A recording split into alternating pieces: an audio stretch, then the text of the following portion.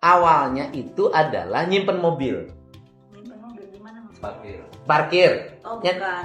awalnya apa? Bukan itu ya. Kan awalnya kan dimulainya merasa terganggu karena ada parkir mobil di depan rumah. Itu Boleh. versinya. Ya kan Kak Min. ceritanya kan itu, Pak Yai bilangnya begitu. Tapi ada musababnya. Nah, jadi kalau kata Pak Yai itu kan bahwa awalnya ini konflik ini karena ada parkir mobil di depan rumah, merasa terganggu karena mau keluar terhalangi oleh mobilnya, kan begitu ceritanya. Ya. Awalnya sekarang gimana menurut Mbak? Jadi begini, saya mohon maaf ya jika ada bahasa yang nanti agak intim. Awal mulanya tuh kan kita bertetangga itu baik ya. Beliau sering juga ke garasi kami. Di garasi kami itu ada gazebo yang memang tempat perkumpulan anak-anak driver. Gitu.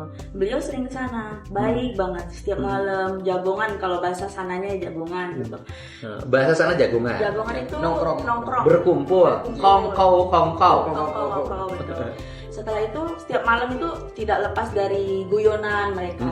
Hingga akhirnya mungkin beliau merasa bahwasanya kami terlalu welcome, terutama saya. Saya kan orangnya easy going, Pak.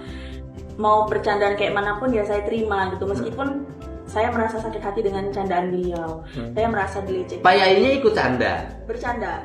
Candanya terbuka kalau dia selihat. Iya, terbuka. Sangat liberal. Sangat liberal. Tetapi ada candaan yang menurut saya sudah menyentuh wilayah intim saya. Sebanyak 4 kali, 3 kali gagal, 1 kali berbukti. Nah, itu yang kemudian membuat saya tertekan. Saya sebagai perempuan itu punya harga diri dan batasan. Saya punya barrier untuk menentukan kamu tidak boleh masuk wilayah itu.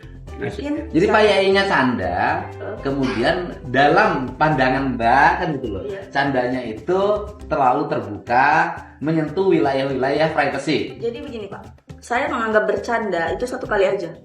Lebih dari 1 kali saya anggap itu serius. Karena kasus di Indonesia ini ketika dilecehkan itu diam aja.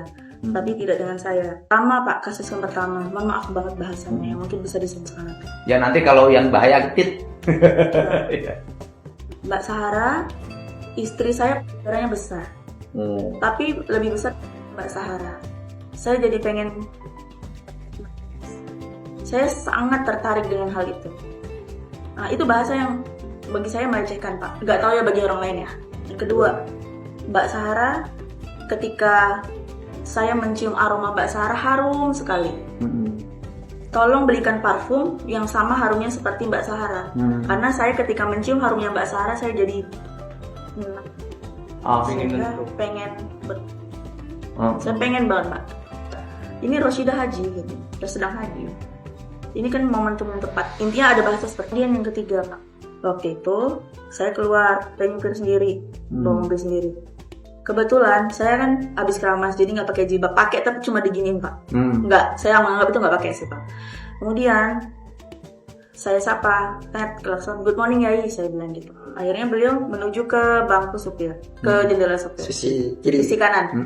Kemudian beliau tanya, loh Mbak, habis keramas? Habis mandi Besar. Junub. Iya, junub. Loh, kalau begitu habis berhubungan. Kalau belum, Pak Sofwan nggak ada ya? Kalau belum berhubungan sama saya. Bahasanya seperti itu. Terakhir. Nah, yang terakhir ini yang bikin saya kaget banget tuh, Pak. Ada kamu. Waktu itu ada tamu dari Madura, Pak. 6 orang. Spesifik sekali 6 orang.